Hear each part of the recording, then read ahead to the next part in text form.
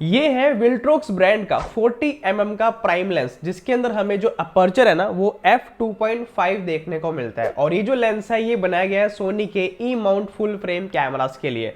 और आज की वीडियो में हम करने वाले हैं इसका टेस्ट। सबसे पहले देखते हैं फोटोग्राफी में कैसा परफॉर्म करता है, और फिर उसके बाद देखेंगे वीडियोग्राफी में कैसा परफॉर्म करता है, फोकसिंग कैसी है और किस प्राइस रेंज में हमें ये लेंस देखने को मिलता है। तो इस लेंस के बॉक्स में हमें कुछ चीजें देखने को मिलती है। सबसे पहले मैं आपको वो दिखा देता हूँ। जैसे कि हमें यहाँ पे कैरिंग केस देखने को मिलता है, जिसमें आप इस लेंस को इस तरह से डाल के कहीं पे भी ले जा सकते हैं। बेसिकली सेफ्टी के लिए आपको ये जो है देखने को मिलता है। इसके बाद आपको मिलता है एक यूजर मैनुअल, जिसके अंदर लेंस की जानकारी दे रखी है।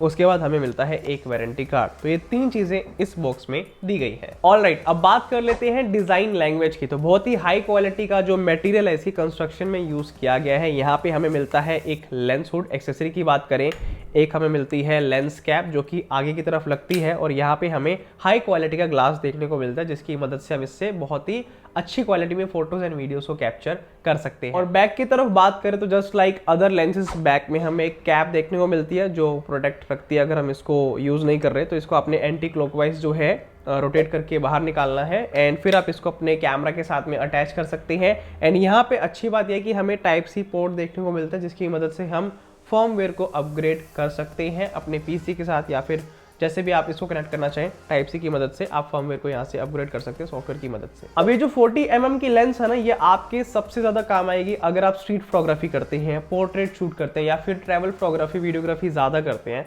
तो उस सिचुएशन में आप इस लेंस को ज्यादा यूज कर सकते हैं। और यहाँ पे अच्छी बात उस पर्सपेक्टिव से ये है कि ये बहुत ही पोर्टेबल है और लाइट वेट है। जस्ट 167 ग्राम इसका वेट है, यानी कि अगर आप इससे फोटोग्राफी करते हैं, वीडियोग्राफी करते हैं, तो आपको ज़्यादा हैवी सेटअप जो है करने की नीड नहीं है। बहुत ही लाइट वेट है। इसके अलावा अगर आप इसको गिम्बल के ऊपर भी यूज़ करते हैं तो ज़्यादा पेलोड आपके गिम्बल के ऊपर नहीं आएगा।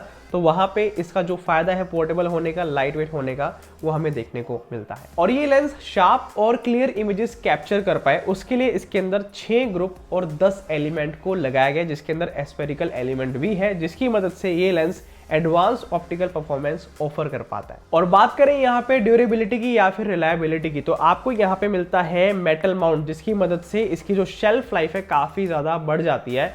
यानी कि जब आप थ्रू आउट द टाइम इसको निकालेंगे अपने कैमरा से, फिर वापस अटैच करेंगे, तो उस प्रोसेस में जो डेप्रिशिएशन है वो इतनी जल्दी नहीं होगा प्रोडक्ट का, क्योंकि यहाँ पे मेटल माउंट दिया गया जो कि काफी अच्छी क्वालिटी का है।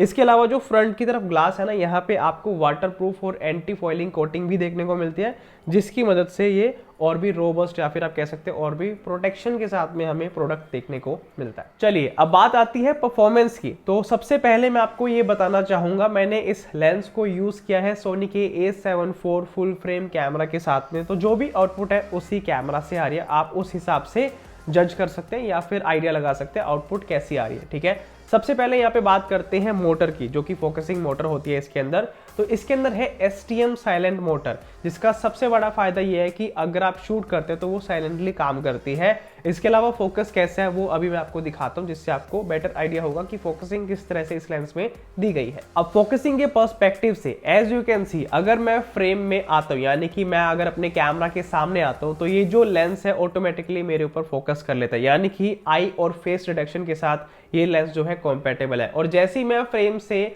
बाहर जाता हूँ ऑटोमेटिकली बहुत स्मूथली फोकस जो है बैकग्राउंड के ऊपर शिफ्ट हो जाता है। तो इस तरह से जैसे जैसे मैं फ्रेम में आऊँगा, जैसे जैसे मैं फ्रेम से जाऊँगा, इस तरह से जो है फोकस बहुत स्मूथली ये जो है चेंज करता है सब्जेक्ट के ऊपर, बैकग्राउंड के ऊपर, जो भी इसको सामने जो है फोकस करने के लिए सब्जेक्ट देखने को मिलता है उसके हिसाब से फोकस कर लेता है। तो आई थिंक ये शॉट इनफ है आइडिया लगाने के लिए कि ये जो लेंस है फोकसिंग में कैसी परफॉर्मेंस देता है। चाहे बात हो फोकस ब्रीदिंग की या फिर बात हो फोकस ट्रांजिशन की, वो सारी चीज़ें आपने इस शॉट में नोटिस कर ली होगी।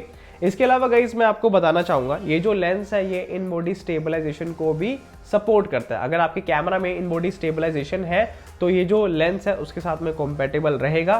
फॉर एग्जांपल अगर आप ये शॉट देखें, ये मैंने हैंड हेल्ड कैप्चर किए हैं जिसके अंदर इन बॉडी स्टेबलाइजेशन एनेबल है, तो आपने देखा होगा काफी हद तक हमें डिसेंट स्टेबलाइजेशन देखने को मिलती है, क्योंकि प्राइम लेंस जो मोस्टली इस प्राइस रेंज में आते हैं उसके अंदर स्टेबलाइजेशन नहीं आती। तो अगर आपके कैमरा में इन बॉडी स्टेबलाइजेशन है और आप इस लेंस को यूज करते हैं तो आपको इस तरह की आउटपुट मिलने वाली है। वीडियो में अगर आप हैंड हेल्ड शूट कर रहे हैं। इसके अलावा ये लेंस कैसी वीडियो क्वालिटी ऑफर करता है वो भी आप इस शॉट को देखकर समझ पा रहे होंगे कि किस तरह से कलर्स को प्रोड्यूस करता है, किस तरह से क्लैरिटी है, शार्पनेस है, या फिर ओवरऑल आप प्राइम लेंस से जो एक्सपेक्टेशंस रखते हैं वो किस तरह की आप जो है इस लेंस से ले सकते हैं कि हमें एक शार्प वीडियो मिले या फिर ओवरऑल जो है हाई क्वालिटी वीडियो मिले।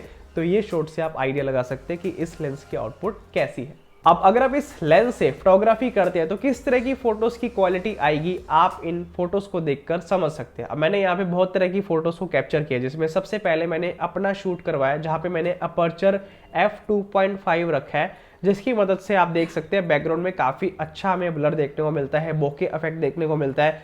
तो अगर आप इस तरह के बैकग्राउंड ब्लर वाली फोटोज को कैप्चर करना चाहते हैं तो आप इस लेंस से f2.5 अपर्चर में शूट कर सकते हैं। और अगर आप ह्यूमन सब्जेक्ट के अलावा बाकी सारी चीजों को शूट करते हैं, जैसे कि नेचर हो गए या फिर आप कोई भी फोटोज लेते हैं जो कि हम जेनरिक लेते हैं, कहीं पे भी ट्रैवल करते हैं, तो उस तरह से आप जब इस लेंस को यूज करते हैं फोटोग्राफी में तो आपको इस तरह की क्वालिटी मिलने वाली है।